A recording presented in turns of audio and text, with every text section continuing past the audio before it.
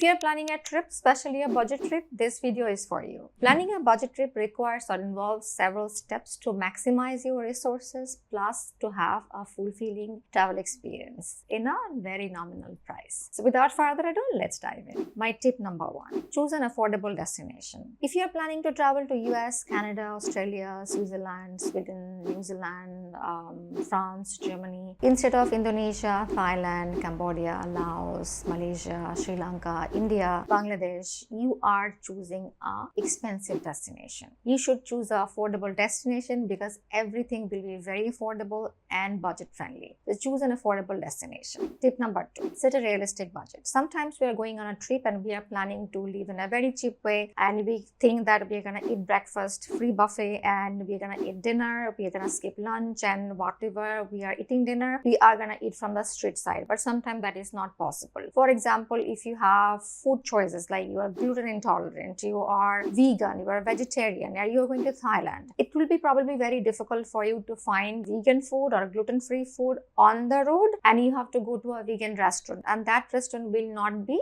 cheap. Sometimes it can be cheap, but most of the time I have seen that vegan restaurants are typically a little expensive. So you cannot save a lot of money in that case. So you have to choose accordingly, and you have to set a realistic budget. If you have to spend money on food, then you can actually save money on other areas like accommodation or shopping or experiences. So whatever your priority, set a budget accordingly. Don't set an unrealistic budget. At the same time, keep extra money because sometimes you never know. Something may happen and some incidents might happen, some accident may happen, some issues can come, and you may have to travel to a different destination, or you may probably have missed your flight and you have to book a flight, and that is last minute, and that flight will not be cheap. So you have to have extra money for your trip to cover whatever issues are coming on the trip. So there might be anything, you never know what is happening tomorrow. So you have to be prepared for everything. So set a realistic budget and keep something extra. Tip number 3, book flights early. When you know that you are traveling to a destination and specific dates, you have specific holidays, book your flights as soon as possible. If you are booking a last minute flight, chances are the flight will be expensive and you are spending that money for no good reason. Better if you have that money, spend it in your destination for experiences, shopping, or whatever you feel like. Don't have to pay unnecessary to the airlines, because when you can get a cheaper flight, why would you spend like so much on that flight? So book an as soon as possible when you know that destination and the dates. If you don't know the destination, you can go on Google Flight, you can place your dates and you can select where you're from. Like maybe I'm from Bangladesh, Dhaka, Bangladesh. So I select Dhaka, Bangladesh, and I select my dates, and I can keep my destination open. So on Google Flights, I can see whichever destination is offering me a cheaper flight, and I can book that cheapest flight according to those dates. You can do that. Or if you are somebody who has difficulties booking flights on your own, like we have issues from Bangladesh, we have dollar limitation to spend online, so we have to go to a travel agent and book flights from them. So typically we cannot afford to do this Google Flight hack, but we know that what we can do, and we can ask another friend who doesn't have dollar limitation. We can ask them to book it, and we can give them the money, cash, or transfer it to their bank account. So you can follow whatever suits you best. Tip number 4, find affordable accommodation. If you're staying in a 5-star, 7-star, the chances are the hotel will not be cheap.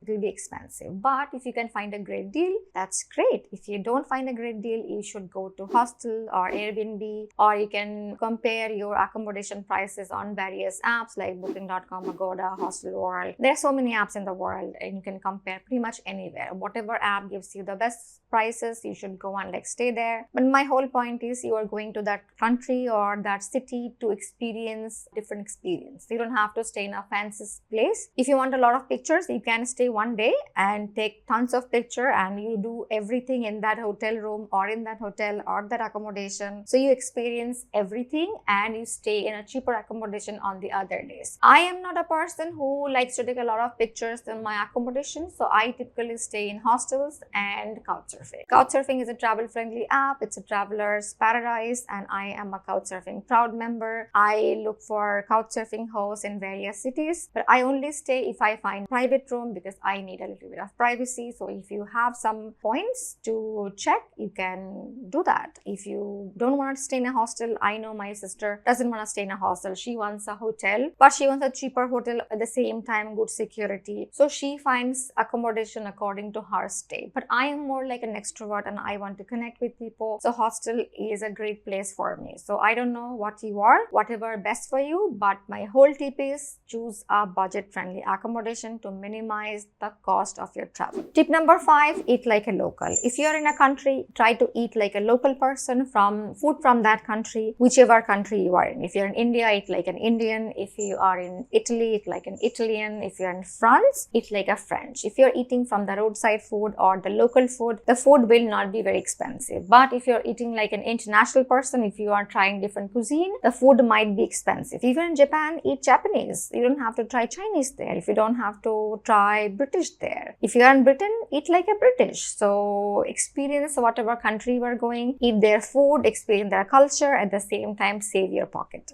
Tip number 6, use public transportation. We live in 21st century and we have metro, subway, buses, local trains, Uber, all kinds of facilities. But use a public transport to save a ton of money, because if you're taking a private taxi, it's gonna be expensive. So take local transportation to save money. It may take a little longer to reach your destination, but you are going to experience it. You are going to experience that country. So try a local transportation and save your pocket. Tip number 7, take advantage of free activities. Every country offers a lot of free activities, and if you're going to a country, try to experience whatever free there. You can walk around the city and try to find whatever free, and you don't have to spend a lot of money for the museums, because what exactly you are going to see in museums, unless and until you are very much interested in history, that's a different ball game. But if you are not very interested in a museum or history, you don't have to walk around. You can just go to the old city and take a walk and experience the old structure, the history, and free walk. So try to take advantage of whatever the city offers for free. Tip number 8, limit souvenir spending. I have seen touristic shops full of souvenirs